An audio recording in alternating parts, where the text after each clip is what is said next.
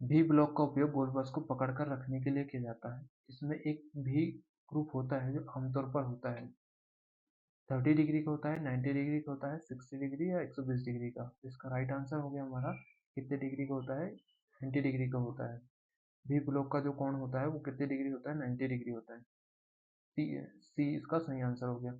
अब मार्किंग भी ब्लॉक जो होता है, भी ब्लॉक एक मार्किंग टूल होता है, 90 डिग्री का एंगल होता है और यू क्लैंप के लिए जो होता है हुक को फिट करने के लिए आयताकार दिया जाता है।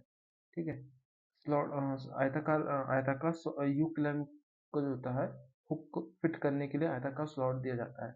इसका साइज जो होता है लंबाई चौड़ाई ऊंचाई से दिए जाते हैं।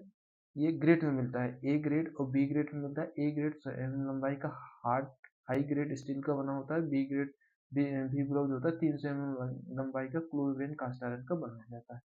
इसके बाद आता है भी ब्लॉक का साइज दिया जाता है हमको। तो भी ब्लॉक 75/5-40 से ISI ये जो हमको दिया है स्पेसिफिकेशन दिया है भी ब्लॉक का, तो इसमें पूछा जाता है कि 5 से 40 क्या होता है। तो 5 से 40 क्या होता है, 540 व्यास का इसमें गोल रोड पकड़ी जा सकती है। ठीक है, और इसकी लंबाई कितनी होती है 75, जॉब का व्यास कितना होता है 540। वो ग्रेड क्या दिया है, ए ग्रेड।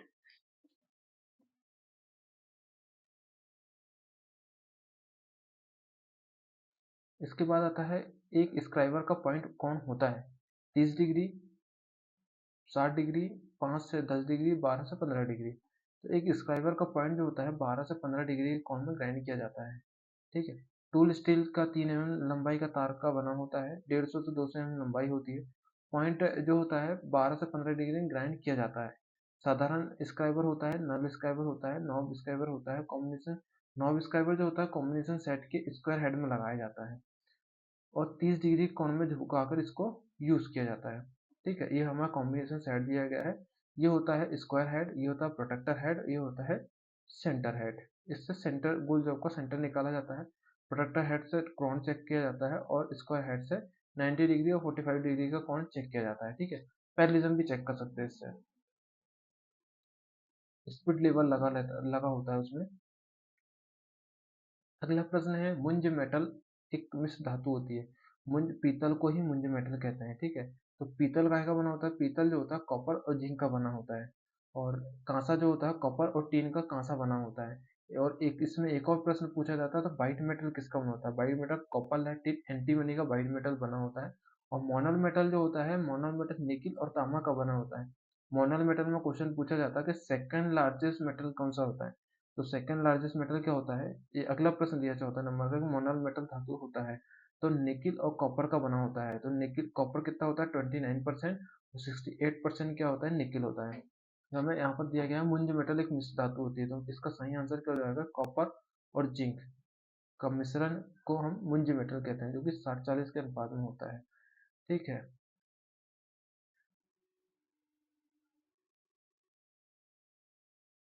अगला प्रश्न दिया है मोनल मेटल धातु होती है nickel aluminium, nickel chromium, nickel copper और निकिल जिंक। तो इसका सही आंसर क्या हो जाएगा, हमारा सही आंसर हो जाएगा निकिल और कॉपर।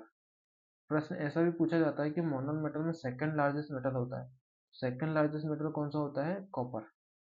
अगला प्रश्न है एक केंद्र पंच डिजाइन में प्रिक पंच के समान होता है सिवाय इसके कि टेपर पॉइंट ग्राइंड किया जाता है। तो सेंटर पंच का पॉइंट एंगल कितना डिग्री होता है, 60 डिग्री होता है, 90 डिग्री होता है, 75 या 120 डिग्री। तो इसका राइट आंसर क्या हो जाएगा, 90 डिग्री होता है। हाई कार्बन स्टील का बनाया जाता है, हार्ड व टेम्पर होता है, 10 से 12 व्यास, 100 लंबाई का बनाया जाता है। डॉट पंच जो होता है 60 डिग्री का होता है। बिटनेस प्रिक पंच भी 60 डिग्री का होता है। पिन पंच जो होता है 30 डिग्री, पिन पंच जो होता है 2, 3, 4, 5, 6, 8 नंबर में मिलता है। ठीक है, सेंटर पंच जो होता है 90 डिग्री ड्रिल पॉइंट को आसानी से सेट करने के लिए किया जाता है। प्रिक पंच जो होता है 30 डिग्री की पतली सीट पर मार्किंग करने के लिए करते हैं। और होलो पंच जो होता है पतली सीटों में बासर काटने और सुराख करने के लिए होलो पंच का उपयोग करते हैं। सॉलिड पंच जो होता है ब्लैक स्पिन में गन जॉब पर सुराख करने के लिए करते हैं। और बेल पंच जो होता है गोल जॉब का सेंटर निकालने के लिए करते हैं।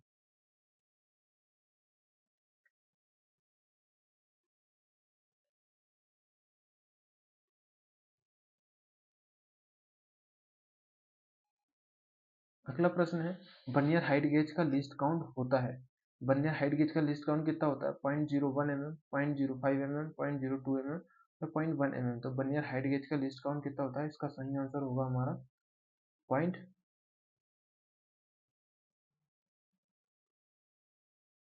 0.02 mm इसका सही आंसर हो जाएगा।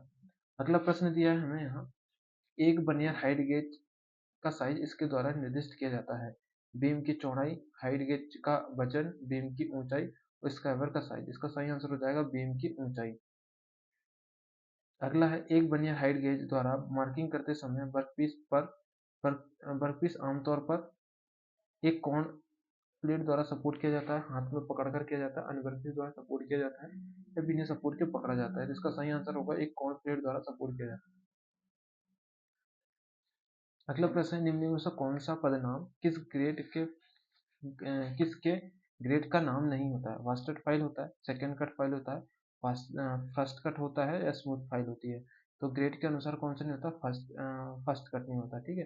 अगला है, एल्यूमिनियम की चिपिंग के लिए फ्लैट चीजल का कटिंग एंगल होता है 30 डिग्री, 60 डिग्री, 55 डिग्री या 70 डिग्री या फिर 70 डिग्री। तो इसका सही आंसर हो जाएगा 35 डिग्री एल्यूमिनियम की कटिंग के लिए होता है। ठीक है। और हाई कार्बन स्टील के लिए 65 होता है, कास्ट आयरन के लिए 60, माइल्ड स्टील के लिए 55। ठीक है। और स्टील के लिए कितना होता है? 70 होता है। निम्नलिखित में से कौन सा मटेरियल रास्कट फाइल से काटा जा सकता है? लकड़ी, स्टील, लकड़ी, कास्ट आयरन या ब्रास? तो रास्कट से काटने के लिए किसका उपयोग करते हैं? लकड़ी को काटने के लिए रास्कट फाइल का उपयोग करते हैं। अगला है, आपको एक एल्यूमिनियम ब्लॉक को स्मूथ फिनिशिंग में काटना है, निम्नलिखित फाइलों में से कौन सी सबसे उपयुक्त होगी? Single cut, grass cut, circular cut या डबल कट? सही आंसर हो जाएगा सिंगल कट। एक छोटे व्यास वाले काफी बड़े व्हील की सिलेंड्रिकल ग्राइंडिंग करनी है, निम्नलिखित से किस ग्रेड का उपयोग किया जाएगा? सिलेंड्रिकल ग्राइंडिंग करने के लिए किस ग्रेड का उपयोग करते हैं? सॉफ्ट, हार्ड, मध्यम या बहुत हार्ड? तो इसका सही आंसर हो जाएगा हार्ड ग्रेड का उपयोग करते हैं। अगला प्रश्न है, हेक्सा ब्लेड के दांते क्यों सेट किए जाते हैं? ब्लेड के लिए क्लियरेंस प्रदान करने के लिए, कर्व को ब्लेड से अधिक चौड़ा बनाने के लिए या ब्लेड के जाम होने और टूटने रोकने के लिए या सभी? तो इसका सही आंसर कितना हो जाएगा? हमारा सही आंसर हो जाएगा डी नंबर का। एंगल प्लेट में स्लॉट दिए जाते हैं बोर्ड लगाने के लिए, हुक लटकाने के लिए, वजन कम करने के लिए, वर्कपीस को संरेखित करने के लिए। तो स्लॉट क्यों दिए जाते हैं? इसका सही आंसर हो जाएगा बोर्ड लगाने के लिए। एंगल प्लेट में स्लॉट दिया जाता है बोर्ड लगाने के लिए। ग्राइंडिंग व्हील बनाने के लिए इनसे क्या उपयोग किया जाता है? सिलिकॉन कार्बाइड, ग्रेनाइट, रेत, कैल्शियम कार्बोनेट? तो इसका सही आंसर हो जाएगा सिलिकॉन कार्बाइड। अगला प्रश्न है, निम्नलिखित में से कौन सा मटेरियल हैंडलिंग उपकरण नहीं है? क्रेन, लिफ्ट, संक्स, हाइट्स? तो इसका सही आंसर क्या हो जाएगा? संक्स। हैंडलिंग उपकरण नहीं होता है। निम्नलिखित में से किसे व्यक्तिगत सुरक्षा माना जाता है? मशीन को साफ रखना, अपने काम पर ध्यान केंद्रित करना, गैंगवे या फर्श साफ रखना, टूल्स को उचित स्थान पर रखना। तो व्यक्तिगत सुरक्षा के अंतर्गत क्या आता है? अपने काम पर ध्यान देना। ये हमारी व्यक्तिगत सुरक्षा होती है। इनमें से कौन सा तत्काल जीवन रक्षक प्रक्रिया होती है? फर्स्ट एड, डॉक्टर को बुलाना, गहरी देखभाल और चिकित्सा उपचार? तो सही आंसर हो जाएगा फर्स्ट एड। बी ब्लॉक जिन ग्रेड में मिलते हैं वे है, बी ब्लॉक जो होता है ए ग्रेड और बी ग्रेड में मिलते हैं। एंगल प्लेट जो है 1 नंबर और 2 नंबर में मिलती है। ठीक है। अगला है, टीन के बारे में निम्नलिखित विशेषताओं में से कौन सा सही है? टीन उच्च तापमान सहन कर सकती है, टीन जो होती है उच्च तापमान सहन कर सकती है, या टीन अधिक सोल्डर का मुख्य घटक होती है, टीन इलेक्ट्रिसिटी का उच्च सुचालक होती है, टीन संरक्षण प्रतिरोधी होती है? तो इसका सही आंसर होगा टीन जो होता है उच्च संचारण प्रतिरोधी होती है।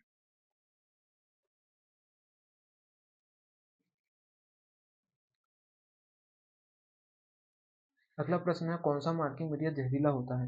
White wash, partial blue, copper sulphate और सेलुलोज लेक्युलर? सेलुलोज लेक्युलर जो होता है जल्दी सूखने वाला मार्किंग मटेरियल होता है, पार्शियल ब्लू जो होता है देरी से सूखता है, और कॉपर सल्फेट जो होता है जहरीला होता है। तो इसका सही आंसर क्या हो जाएगा? Copper sulphate. व्हाइट वॉश का उपयोग करते हैं रफ और ढलाई की वाली सतह पर, व्हाइट वॉश का उपयोग करते हैं। एक क्रॉस पेन हैमर की पेन होती है, हैंडल के एक कोण पर, हैंडल के क्रॉस पर, हैंडल के साथ सीधा में, हैंडल की ओर मुड़ा होता है। क्रॉस पेन हैमर की क्रॉस में होती है और स्ट्रेट पेन हैमर की स्ट्रेट में होती है। कोनों जोड़ों पर मटेरियल को स्क्वायर बनाने के लिए किस का उपयोग करते हैं? Flat chisel, cross cut chisel, diamond point chisel, half round notch chisel बोलते हैं। कोनों को स्क्वायर बनाने के लिए किसका उपयोग करते हैं? स्क्वायर बनाने के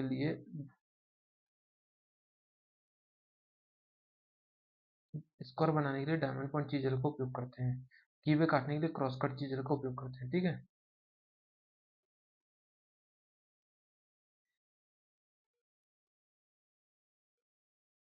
इनमें से कौन सा एक प्रत्यक्ष मापने वाला है? Try square, steel rule, straight edge, ring gauge. सही आंसर क्या हो जाएगा इसका? स्टील रूल होता है, प्रत्यक्ष मापने वाला होता है। थ्रेड का मॉड्यूलर व्यास होता है, माइनर व्यास माइनस मेजर व्यास माइनस टू पिच, माइनर व्यास इज इक्वल टू मेजर व्यास प्लस टू पिच, माइनर व्यास इज इक्वल टू मेजर व्यास माइनस प्लस टू गहराई, या फिर माइनर व्यास इज इक्वल टू मेजर व्यास प्लस टू इंटू गहराई। तो इसका सही आंसर क्या होता है? माइनर व्यास इज इक्वल टू मेजर व्यास माइनस टू पिच। ये इसका सही आंसर हो जाएगा। अगला प्रश्न, न्यूनतम माप जो एक स्टील रूल से पढ़ा जा सकता है। स्टील रूल को 0.5 mm तक पढ़ा जा सकता है। सॉरी, इस क्वेश्चन को ठीक करना है। यहाँ पर दिया है थ्रेड का माइनर व्यास होता है। थ्रेड का माइनर व्यास कितना होता है? मेजर व्यास माइनस टू गहराई होती है। यहाँ पर माइनस है, ठीक है, इसको माइनस कर लेना। इसका सही आंसर यहाँ माइनस, माइनर व्यास इज इक्वल टू मेजर व्यास माइनस टू इंटू गहराई होती है। ठीक है, 27 को होता है, 27 को 0.5 mm। एक ट्राई स्क्वायर खालिस्तान कोण की जांच करने के लिए उपयोग किया जाता है। 30 डिग्री, 45, 60 या 90 डिग्री। सही आंसर हो जाएगा 90 डिग्री। अगला है न्यूनतम माप जो वर्नियर कैलिपर के साथ सही ढंग से पढ़ा जा सकता है, उसे कहते हैं। न्यूनतम माप जो वर्नियर कैलिपर सही ढंग से पढ़ा जा सकता है। शून्य रीडिंग, मुख्य स्केल, लीस्ट काउंट, वास्तविक रीडिंग माइनस शून्य त्रुटि होता है। न्यूनतम माप जो होता है उसको लीस्ट काउंट कहते हैं। ठीक है, मैट्रिक बाहरी माइक्रोमीटर में एक थ्रेडेड स्पेंडल होता है जिसकी पिच होती है। माइक्रोमीटर की पिच कितनी होती है? 0.5 mm या पर 0.25 mm या 1 mm या 1.5 mm। इसका सही आंसर होगा 0.5 mm होती है। किस मार्किंग मीडिया को फोर्जिंग और कास्टिंग पर लगाया जाता है? व्हाइट वाश को लगाया जाता है। ठीक है, कॉपर सल्फेट जहरीला होता है, पर्शियन पर्शियन ब्लू देरी से सूखता है, सेलुलोज होकर बहुत जल्दी सूखने वाला मार्किंग मीडिया होता है।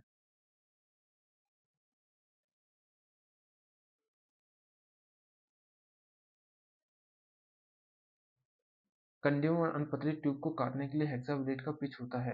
हेक्सा ब्लेड का पिच कितना होता है? 0.8 mm, 1 mm, 1.5 mm और 1.8 mm। तो इसका पतली ट्यूब को काटने के लिए कितना होता है? 0.8 mm। अगला है, विभिन्न प्रोफाइल को काटने के लिए किस धातु कटिंग सा का उपयोग करते हैं? विभिन्न प्रोफाइल को काटने के लिए किसका उपयोग करते हैं? पावर सा, कंटूर सा, सर्कुलर सा या फिर बेंड सा मशीन का उपयोग करते हैं। तो इसका सही आंसर हो जाएगा, प्रोफाइल को काटने के लिए कंटूर सा मशीन का उपयोग करते हैं।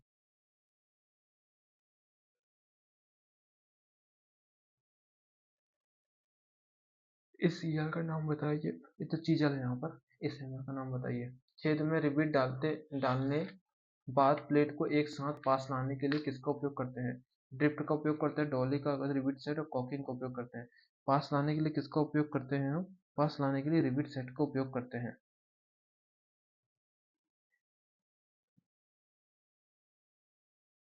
जिंक कोटेड आयरन का नाम बताइए। जिंक कोटेड ब्लैक आयरन होता है, टिन आयरन होता है, स्टेनलेस स्टील होता है, गैल्वनाइज आयरन होता है। तो इसका आंसर क्या हो जाएगा? गैल्वनाइज आयरन होता है, गैल्वनाइजिंग कहते हैं। ठीक है, जिस वेल्डिंग जॉइंट का नाम बताइए। ये तो अलग हो गया, इमेज वाला क्वेश्चन है।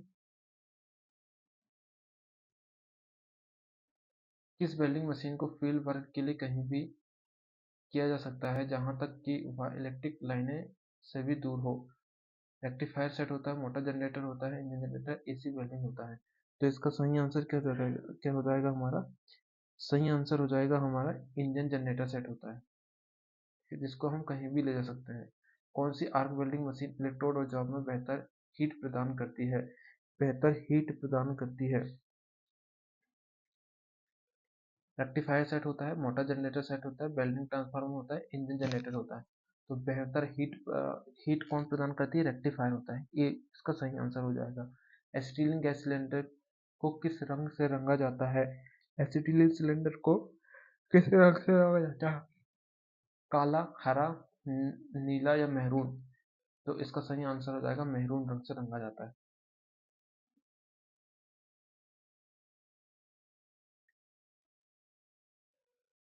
एक टूटे हुए स्टड को निकालने के लिए कौन सी विधि टूटे हुए स्टड को निकालने के लिए क्या होता है, कौन सी होती है, इजी आउट विधि होती है। इजी आउट विधि भी होती है, प्रिकपंच विधि होती है, छेद होता है, ड्रिल छेद करके विधि होती है, स्क्वायर टेपर पंच का उपयोग करके होता है, अलग अलग दी जाती है। ठीक है, अगला है ड्राई स्टॉक में एक स्क्रू सेट स्क्रू क्यों दिया जाता है। ड्राई स्टॉक में एक स्क्रू क्यों दिया जाता है।